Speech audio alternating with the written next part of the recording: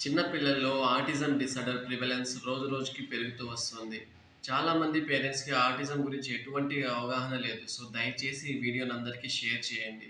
మొన్న ఒక బేబీకి ఆటిజం డయాగ్నోస్ చెప్తే వాళ్ళ మదర్ చాలా బాధపడ్డారనమాట. సార్ నా పేరెంటింగ్‌లో ఏమన్నా ప్రాబ్లమ్ ఉందా అని అడిగారు. సో, పేరెంటింగ్ ఒక్కటే ఆటిజంకి రీజన్ కాదనమాట. జెనెటిక్ ఫ్యాక్టర్స్, ఎన్విరాన్మెంటల్ ఫ్యాక్టర్స్ ఇలా చాలా రకాలు ఉంటాయన్నమాట.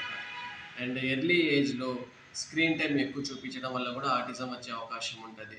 నేను ఇప్పుడు చెప్తున్నటువంటి లక్షణాలు మీ పిల్లల్లో ఉంటే వాళ్ళకి ఆటిజం ఉన్నట్లు.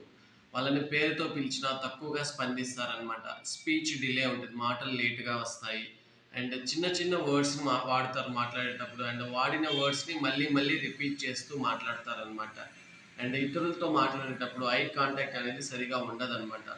అండ్ చేసిన పనినే మళ్ళీ మళ్ళీ చేస్తూ ఉంటారు. ఫర్ ఎగ్జాంపుల్ డోర్ క్లోజ్ చేయడము, ఓపెన్ చేయడము, light switch on and of చేస్తూ ఉండడం. ఇలాంటివి చేసిన పనినే మళ్ళీ మళ్ళీ రిపీట్ చేస్తూ ఉంటారు.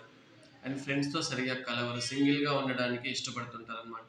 ఇలాంటి లక్షణాలు ఉంటే మీ పిల్లలకి ఆటిజం ఉన్నట్టు. దీన్ని ఎలా డయాగ్నోస్ చేయాలి అంటే కొన్ని టూల్స్ చెప్తాను. వీటి ద్వారా మీరు మీ పిల్లలకి ఆటిజం ఉందో లేదో అసెస్ చేసుకోవచ్చనమాట. దీనికి ట్రీట్మెంట్ ఏం లేదా సార్ అని అడగొచ్చు. అండ్ దీనికి ట్రీట్మెంట్ అనేది స్క్రీన్ టైమ్‌ని తగ్గించాలి. పిల్లలతో ఎక్కువసేపు ఆడుకోవాలి అండ్ వాళ్ళతో ఇంటరాక్ట్ అవ్వాలి.